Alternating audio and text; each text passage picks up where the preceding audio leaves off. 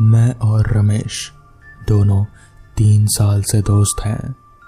वो काली माता का भक्त है, उसे काली माता पर पूरा भरोसा है, लेकिन वो कभी कभार भूत प्रेत की बातें भी कर दिया करता था जो मुझे मजाकिया लगती थी और मैं नज़रअंदाज कर देता। हम दोनों हर नवरात्रि को काली माता के मंदिर पर जाते हैं। उस मंदिर की एक खासियत थी, वो एक पहाड़ी पर था। उस पर चढ़ाई खड़ी सीढ़ियों से होती थी और रात होने से पहले सबको बाहर कर दिया जाता था। खासकर नवरात्र के वक्त कहा जाता है कि वहाँ खुद काली माता आती है, पर यह बात मुझे कुछ जची नहीं और मैंने अपने दोस्त से शर्त भी लगा ली कि वहाँ जाएंगे और कुछ भी नहीं होगा, सब अंधविश्वास है। मेरा दोस्त काली माता का बहुत बड़ा भक्त है। वो तो ऐसे भी कभी पूजा नहीं करता, बस फूल चढ़ाता है, पर जब भी वो पूजा करने बैठता है तो सुबह 7 बजे से लेकर 10 बजे तक वहीं बैठा रह जाता है। जिसके बाद वो कहने लगा कि जाएगा तो डरेगा नहीं और वापस नहीं आएगा दर्शन बिना।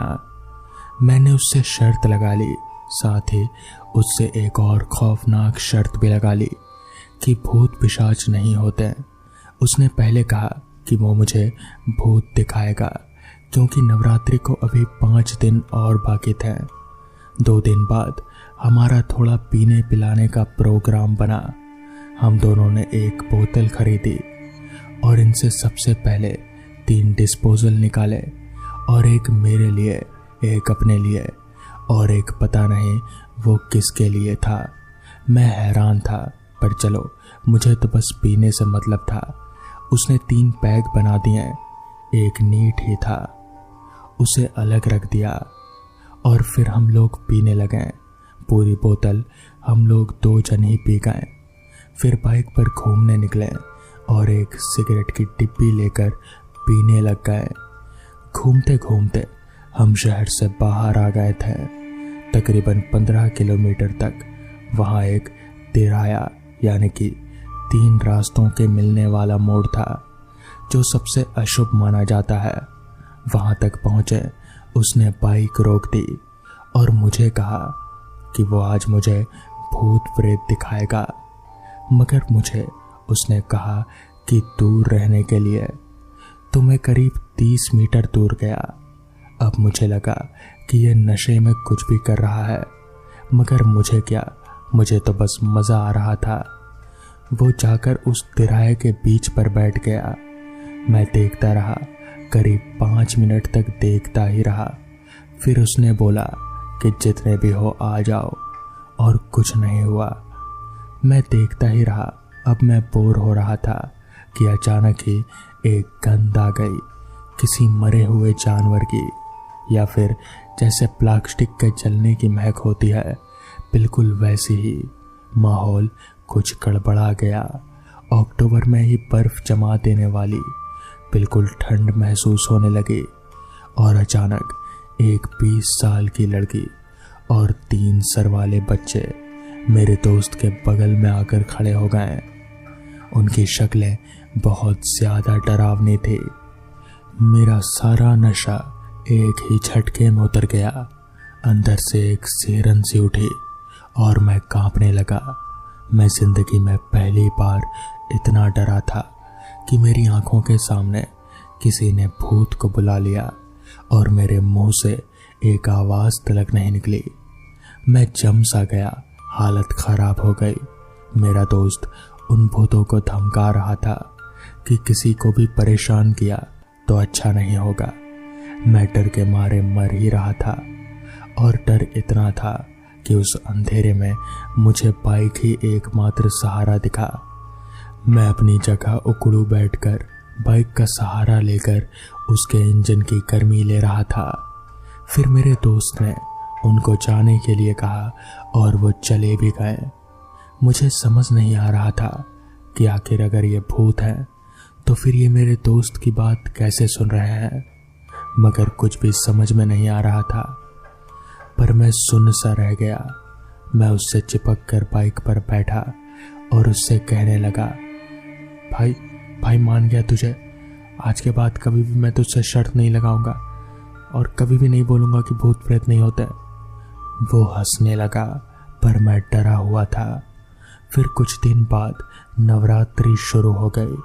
वैसे तो हम रोजाना जाते थे, पर इस बार खास बात थी।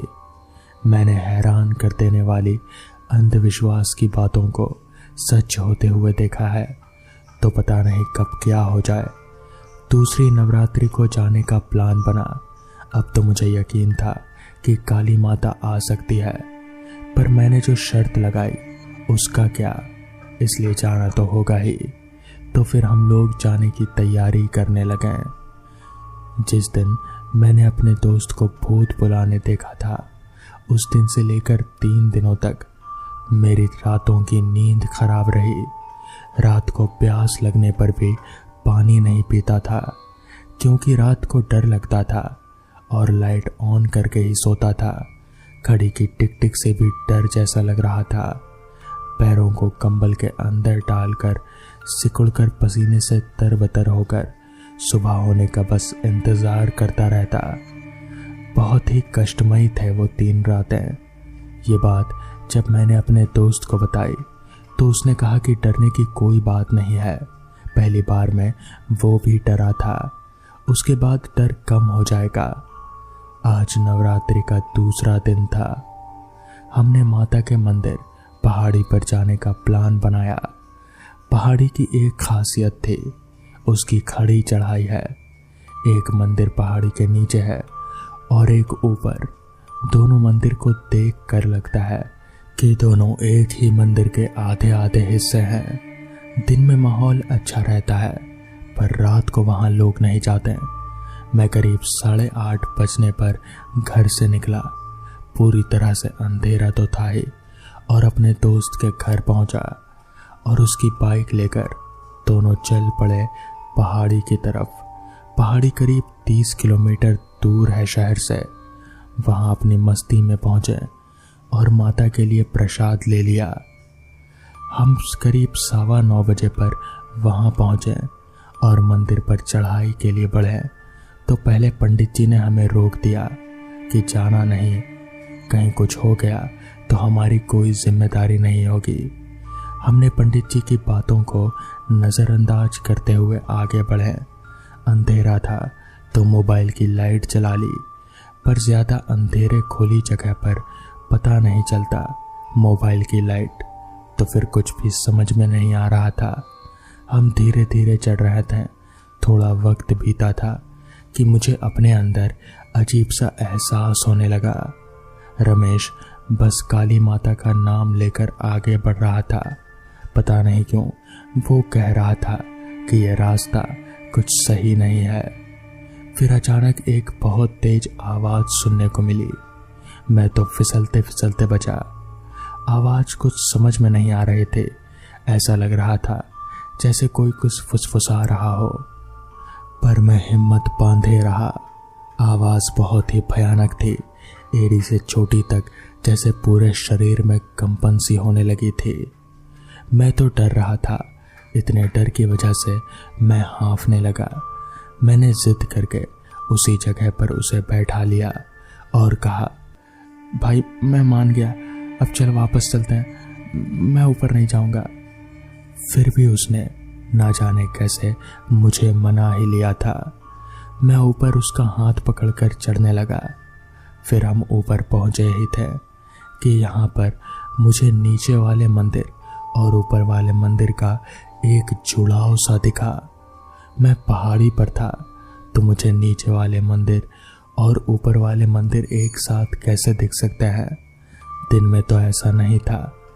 इसके अलावा इतनी ऊंचाई पर से जमीन और पहाड़ी एक बराबर दिख रहे थे। वो आवाज अब भी लगातार मेरे कानों में आए जा रहे थे।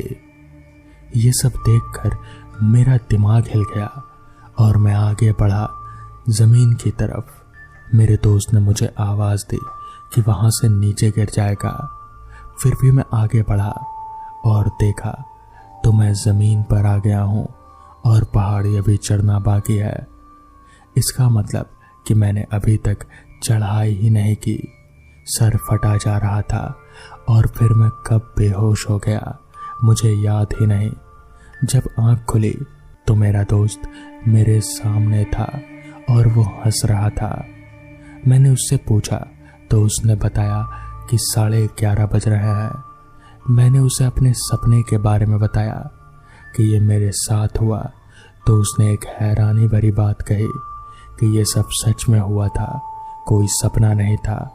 दोनों मंदिर जैसे जुड़ से गए थे। फिर उसने कहा कि ये एक संकेत है कि हम लोग किसी मुसीबत में हैं, वरना हमारे साथ ऐसा नहीं होता।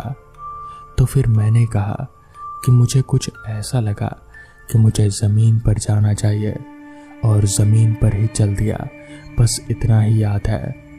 रमेश ने मुझे कुछ नहीं कहा और हम वापस शहर की तरफ चल पड़े। आते वक्त मेरे दोस्त ने साइड मिरर से देखा तो हमारे साथ एक लड़की बैठी थी। उसने गाड़ी की रफ्तार को तेज किया और काली माता का नाम लेते हुए आगे बढ़ने लगा। मैं तो अपनी सोच में ही कहीं गुम था और फिर हम घर पहुंच गए। उसने मुझे अपने घर छोड़ा जो उसके घर से मात्र 4 गलियां छोड़कर है। फिर उसने देखा कि वो लड़की मेरे पीठ पर लटकी हुई थी। उसने सफ़ेद फ्रॉक पहनी हुई थी और उस पर सफ़ेद फूल बने हुए थे और वो रमेश की तरफ देखकर मुस्कुरा रहे थे। रमेश ने मेरी तरफ एक डर भरी निगाह से देखा और फिर कुछ नहीं कहा, जिसके बाद मैं अपने घर के अंदर आ गया और फिर रमेश अपने घर चला गया। जब तक मैं घर पहुंचा तब तक सारे लोग सो चुके थे, तो मैं भी जाकर अपने बिस्तर पर ही लेट गया। रात को एक बार मेरी आंख खुली तो मुझे ऐसा लगा कि जैसे कोई मेरे सीने पर अपने नाखून रगड़ रहा है। मैं तुरंत उठ गया मगर वहां पर कोई नहीं था। शायद मेरा डर मुझ पर इतना हावी हो गया था कि मुझे ये सब हकीकत लग रहा था, तो मैं सो गया। सुबह करीब 8 बजे मुझे घर वालों ने उठाया तो मेरे सीने पर दर्द था, तो मुझे रात को भी जो डर लग रहा था उसकी याद आई। मैं तुरंत भागा भागा बाथरूम में गया और टी-शर्ट उतार कर देखा तो मैं दंग रह गया। अजीब से निशान मेरी त्वचा पर जैसे खुरेदने के बनाए हुए थे। मैं तो हिल ही गया। कांपते पैरों से घर वालों से नज़र बचाकर मैं अपने कमरे तक गया और फिर रमेश को कॉल किया। मैंने रमेश को पूरी बात बताई कि मेरे साथ क्या क्या हुआ। फिर रमेश ने बताया कि वो जानता है कि उसके साथ क्या हुआ है। उसने बताया कि दरअसल मैं अपने साथ एक आत्मा को घर ले आया हूँ और फिर उसे हमें निकालना ही होगा। जिसके बाद रमेश ने कहा कि हमें एक बाबा के पास जाना होगा। अगले ही दिन हम लोग बाबा के पास पहुँचे और उन्होंने कुछ झाड़ फूंक किया, जिसके बाद से मुझे वो सारे एहसास होने बंद हो गए और तब से मैं ठीक ही हूँ। तो दोस्तों, ये थी आज की पहली कहानी। तो चलिए बढ़ते हैं आज की दूसरी कहानी की ओर। मैं जब ट्रेन से स्टेशन पर उतरा तो बारिश बहुत ही तेजी से बरस रहे थे। मैंने आसपास देखा, मेरे अलावा और कोई भी इंसान उस स्टेशन पर उतरा नहीं था।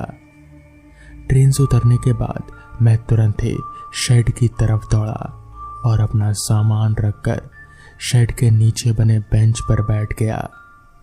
मैं काफ़ी थका हुआ था। कुछ देर मैंने वहां बैठकर सांस ली। थोड़ी ही देर में वो ट्रेन भी छुकछुकाती हुई आगे निकल गई। मैं अब उस पूरे प्लेटफॉर्म पर अकेला था। मैंने अपनी हाथ घड़ी में समय देखा तो वक्त हो रहा था रात के 2:30 बजे का। मुझे पता था कि इतनी रात गए इस छोटे से स्टेशन पर कोई नहीं मिलेगा, तो मुझे ज़्यादा हैरानी नहीं हुई। मैंने सोचा कुछ देर यहीं पर बैठा रहता हूँ अगर थोड़ी बारिश थमी या फिर अगर थोड़ी कम भी हो गई तो बाहर निकलकर किसी सवारी की तलाश करूंगा जो कि बेमतलब ही होगा, क्योंकि मुझे ये भी पता था कि ये गांव का स्टेशन है। इतनी रात गए कोई सवारी नहीं मिलेगी। फिर भी इस आस में कि बारिश रुकने के बाद ही चलूंगा, इसलिए मैं उस प्लेटफॉर्म की उस बेंच पर चुपचाप बैठा ही रहा और बारिश के थमने का इंतजार करता रहा। रात और भी काली और गहरी होती जा रही थी। ऊपर से बारिश थी जो थमना तो दूर, धीमी होने का भी नाम नहीं ले रहे थे। ऊपर से बारिश और तेज होती जा रही थी। ऐसा लग रहा था कि जैसे सब कुछ डुबा ही देगी। मैं चुपचाप अपने पैर ऊपर किए प्लेटफॉर्म की उस बेंच पर लेट गया और बारिश के थमने का इंतजार करने लगा। अभी मैं बेंच पर लेटा अपनी आंखें बंद किया ही था कि तभी मुझे एक आवाज़ सुनाई दी, भाई साहब जरा पैर हटाएंगे। मैंने आंख खोलकर देखा तो एक लड़का था, करीब 20-22 साल का रहा होगा। वो मेरे पास में खड़ा था, शायद उसे भी बेंच पर बैठना था। तो मैं उठकर बैठ गया और फिर मेरे उठते ही वो लड़का भी मेरे बगल में ही बैठ गया। वो करीब 20-22 साल का रहा होगा। मुझे समझ नहीं आ रहा था कि भला इतनी बारिश में ये यहाँ आया कैसे और कर क्या रहा है। अब तो शायद यहाँ पर कोई ट्रेन भी नहीं है। तो इसलिए मैंने उस लड़के से पूछा, कहाँ जाना है आपको? तो इस पर उस लड़के ने जवाब दिया, कुछ नहीं, बस यहीं जाना था। तो इस पर मैंने मुस्कुराते हुए कहा, क्या यहीं जाना था? मतलब नहीं, मतलब कौन सी ट्रेन पकड़नी है आपको? तो इस पर उस लड़के ने कहा, नहीं मुझे कोई ट्रेन नहीं पकड़नी, मुझे तो बस यहाँ आकर बैठना था। मुझे समझ नहीं आया कि आखिर ये कैसी बातें कर रहा है। इसे भला कहीं जाना तो होगा, तभी तो इतनी बारिश में इस स्टेशन पर आया है जहाँ पर शायद अब कोई ट्रेन भी नहीं है। मगर फिर मैंने और सवाल नहीं किए और मैं चुपचाप वहीं पर बैठा ही रहा। तभी अचानक मुझे पता नहीं क्यों सिगरेट पीने की तलब हुई। मैंने अपने जेब से डब्बा निकाला और एक सिगरेट निकालकर सुलगाने जा ही रहा था कि तभी वह सिगरेट मेरे हाथों से नीचे गिर गया। मैंने सिगरेट उठाने के लिए जैसे ही नीचे झुका तभी मेरी नज़र उस लड़के के पैरों पर गई। तो मैंने जो देखा वो देखकर मेरा दिल जैसे पल भर के लिए थम सा गया। मुझे यकीन नहीं हो रहा था कि आखिर ये कैसे हो सकता है। उस लड़के के दोनों पैर उल्टे थे। मुझे समझ नहीं आ रहा था कि आखिर ये कैसे हो सकता है। किसी इंसान के दोनों पैर उल्टे तो नहीं हो सकते, इसका मतलब ये कोई इंसान नहीं है। मगर अब मैं कुछ कर भी नहीं सकता था। मैं चुपचाप वहीं पर बैठा ही रहा और आराम से सिगरेट सुलगाकर पीने लगा। तभी उस लड़के ने भी एक मांगा और वो भी पीने लगा। कुछ देर वहीं पर बैठे रहने के बाद वो लड़का अपने आप ही वहां से उठकर चला गया और फिर मैंने राहत की सांस ली। उस रात वो सब क्या था मैं कुछ समझ नहीं पाया, मगर मैं इतना जानता हूं कि वो लड़का कोई इंसान नहीं था। तो दोस्तों, ये थी आज की कहानियाँ। अगर आपको ये कहानियाँ पसंद आई हो तो वीडियो को लाइक और चैनल को सब्सक्राइब करना ना भूलें। तो मैं आपका दोस्त आर्यन जल्द ही मिलूँगा आपसे ऐसी ही नई कहानियों के साथ। तब तक के लिए अपना ख्याल रखें।